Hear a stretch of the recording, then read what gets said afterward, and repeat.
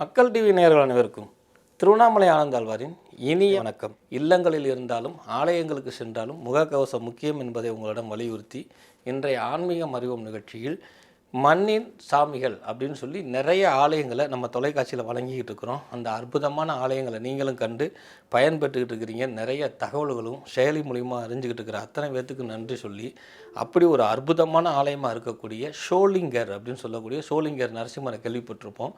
அந்த ஷோலிங்கர்லேருந்து ஒரு சின்ன கிராமமாகிய 7 கிலோமீட்டர், அரக்கோணத்திலிருந்து 14 கிலோமீட்டரில் இருக்கக்கூடிய வெங்குப்பட்டு, வெங்கம்பட்டு இல்லை வெங்குப்பட்டு அப்படின்னு கிராமத்தில் இருக்கக்கூடிய அன்னை முத்தாலம்மன் கோயில்.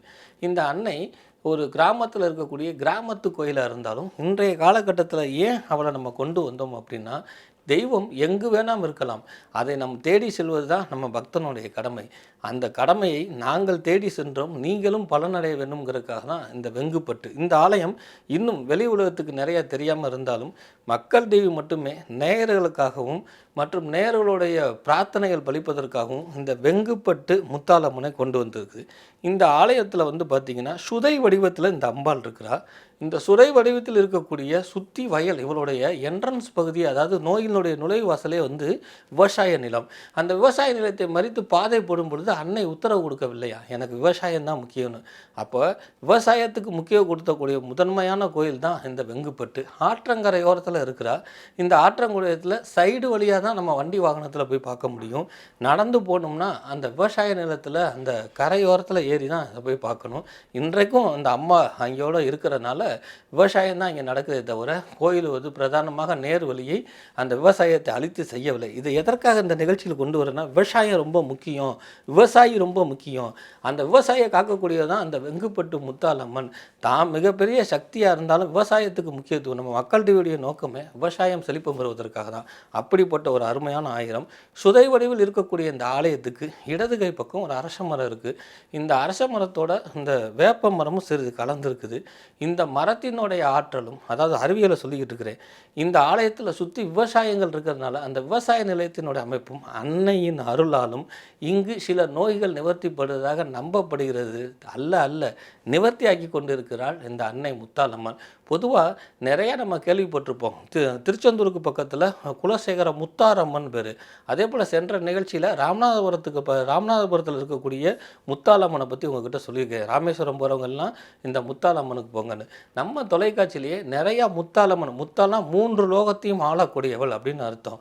முத்து அப்படின்னா உனக்கு ஏற்படக்கூடிய ஜீவாத்மா, பரமாத்மா, சக்தி, இதை எல்லாத்தையும் கொடுக்கக்கூடியவள் தான் முத்தாலம்மன் பேர். இப்படி நிறையா சொல்லிக்கிட்டு இருக்கக்கூடிய அம்மன் இந்த ஆலயத்தில் கிராமத்து கோயிலாக இருந்தாலும் ஆன்மீக அறிவியலில் மரத்து மூலிமா நல்ல கதிர்களெல்லாம் இயக்கி கொண்டு இருக்கு. குறிப்பாக ஆக்சிஜனுக்கு தேவைன்னு இப்போ அலைஞ்சிக்கிட்டு இருந்ததை நம்ம நிறையா பார்த்தோம். அந்த காலத்திலேயே ஆலமரத்தையும் அரச மரத்தையும் சுற்றினா ஆக்சிஜன் வந்துடும் சொல்லியிருக்கிறது. அது ஆக்சிஜன் சொன்னால் நம்ம பசங்க ஏற்றுக்க மாட்டானுங்க தான். அங்கே ஒரு பிள்ளையாரை வச்சு அதை சுற்றி வர சொன்னாங்க. ஏன்? விவசாயத்துக்கு ஒவ்வொரு தெய்வமும் முக்கியத்துவம் கொடுத்துருக்குது. எவ்வாறாக ஒவ்வொரு ஆலயத்திலும் பார்த்திங்கன்னா அந்த தல விருட்சம் சொல்லி ஒவ்வொரு மரத்துக்கு தான் முக்கியத்துவம் கொடுத்துருக்குது. ஆனால் இந்த வெங்குப்பட்டில் இருக்கக்கூடிய அம்பாள் எப்படிப்பட்டவர் தெரியுமா? அந்த மரத்துக்கு விவசாயத்துக்கு முக்கியத்துவம் கொடுத்து தனக்கு இடது பக்கமாகவோ தனக்கு பின்புறமாகவோ அந்த மரத்தை வச்சிருக்கல, தன்னுடைய முன்பகுதியில் தன் பார்வைக்கு இடது கை பக்கம் அந்த மரம் காலங்கட்டமாக இருக்கக்கூடிய மரம். இந்த ஆலயத்துக்கு செல்லும் பொழுது நல்ல சுவாச காற்று ஏற்படுது, மனதுக்கு நிம்மதி ஏற்படுது. சாதாரண கிராமத்து கோயிலாக இருந்தாலும் செழிப்பமாக இருக்குது. அதே போல் இன்றைக்கி பல வேலைப்பளு காரணமாக அல்லது படித்த இளைஞர்கள் பல்வேறு வேலைகளை செலுத்திருந்தாலும் வேளாண்மை துறையை செலக்ட் பண்ணுறது இல்லை. இது என்னுடைய தனிப்பட்ட வருத்தம். ஆனால் இந்த ஆலயத்துக்கு செல்லும் பொழுது அந்த வேளாண் துறையும் ஒரு படிப்பு, அது மூலிமா இந்திய திருநாட்டை காப்பாற்ற முடியும். யானை கட்டி போர் அடித்த ஊர் சார் நம்ம நாடு. இன்றைக்கி வேளாண் துறையில் நம்ம எப்படி இருக்கிறோம் இல்லையா? எத்தனை விஞ்ஞான வளர்ச்சி இருந்தாலும் மனித உழைப்பு வேணும். அந்த மனித உழைப்புக்கு சக்தி வேணும். அந்த சக்திக்கு ஆற்றல் வேணும். சக்தியும் ஆற்றல் ஒன்றுனா, சக்தினா அம்பாள் கொடுக்கக்கூடியது, ஆற்றல்னா நம்ம மனசை சார்ந்தது. அந்த ஆற்றலையும் சக்தியும் கொடுக்கக்கூடியது தான் அந்த அன்னை முத்தாலம்மன். கிராமத்து கோயிலை மிக தூக்கி வைத்து பேசுவது மக்கள் டிவியினுடைய நோக்கம் அல்ல. ஆனால் அரிய பெரிய ஆலயங்களை உங்களிடம் உணர்த்தி இது இந்த இதுக்கெல்லாம் ஒத்து போகக்கூடிய ஆலயம்னு உங்கள்கிட்ட வலியுறுத்துவதற்காகவே மீண்டும் சொல்கிறேன். ஷோலிங்கருக்கு 7 கிலோமீட்டர் இருக்கக்கூடிய வெங்குப்பட்டு முத்தால் அம்மனை வணங்குங்கள். அவளுடைய அருளால் விவசாயம் செழிக்கட்டும்.